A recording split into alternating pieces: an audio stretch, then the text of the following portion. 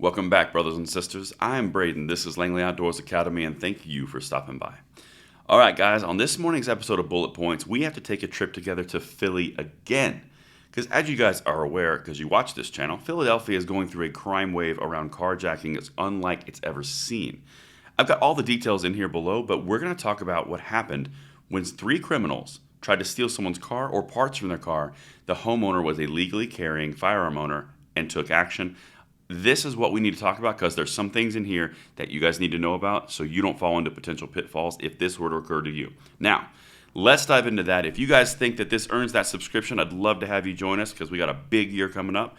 But enough of that. Let us get into this situation. Police. Southwest Philly homeowner fatally shot a man trying to steal his car or parts from it. Police say a homeowner fatally shot a thief who was tampering with his car in the 5800 block of, it doesn't matter where it was. But the point is, this individual has a complete Second Amendment right to have a firearm. They had a firearm. It's a legal firearm. They used that firearm to defend themselves, in this case, in the property. Now, they open themselves up to some potential issues, but we'll find out here. Let's dive in. Carjackings are also on the rise. The police department said in 2021, 757 people were carjacked in Philadelphia. That's massive, compared to 404 in 2020, almost a 100% increase over the year before.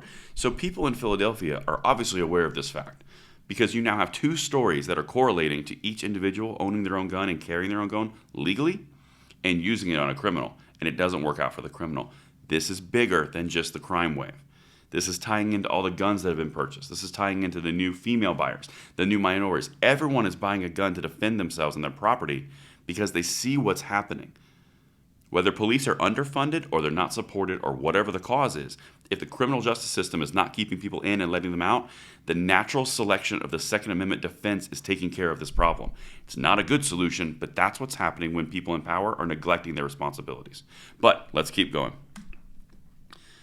For the second time in as many weeks, a Philadelphia citizen licensed to carry a gun shot a would-be thief, police said Tuesday. Again, my video on that is down below in the description box.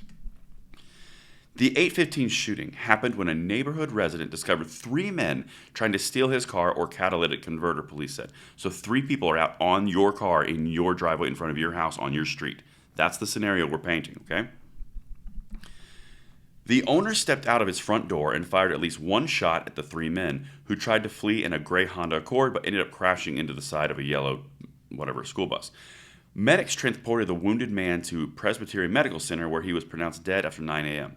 I don't ever want to see anyone die. That's really unfortunate. But the owner of the gun homeowner, car owner, opened themselves up here because the family is saying this. Tanya Dunn, a lifelong friend of the person, said the shooting could not have been self-defense because the person and his accomplices were fleeing when the car owner began shooting. Now, the family's position is they should have just called the police. It's just a car. Why would you hurt someone over a car? It doesn't make any sense. There should be charges for them hurting him. The whole point was it was an issue of a crime. This person was actively disassembling a vehicle or stealing the vehicle to get parts. That is active theft, okay? Now, the part where it does get real iffy for this gun owner, can you prove there was a direct threat to your life? That's a very, very hard thing to do in this scenario. Chief Inspector Frank Venor said the homicide detectives are heading up the investigation and that it's too early to make a decision if the shooting was justified or not. That's exactly what I was just saying.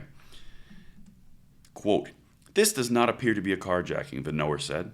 "It appeared to be that they were either attempting to take the car or parts of the car, and they were converted." Well, what evidence do you have to say that, Braden?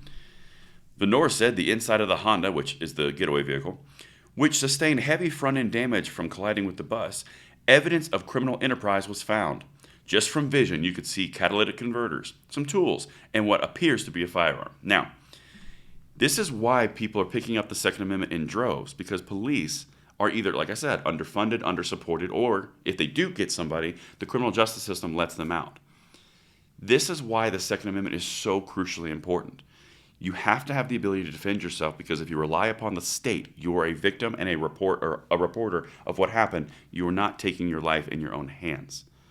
Now, in this one individual scenario, I would question shooting from your front door into a car. or at a car from distance, because it's very difficult to prove you were immediately a threat.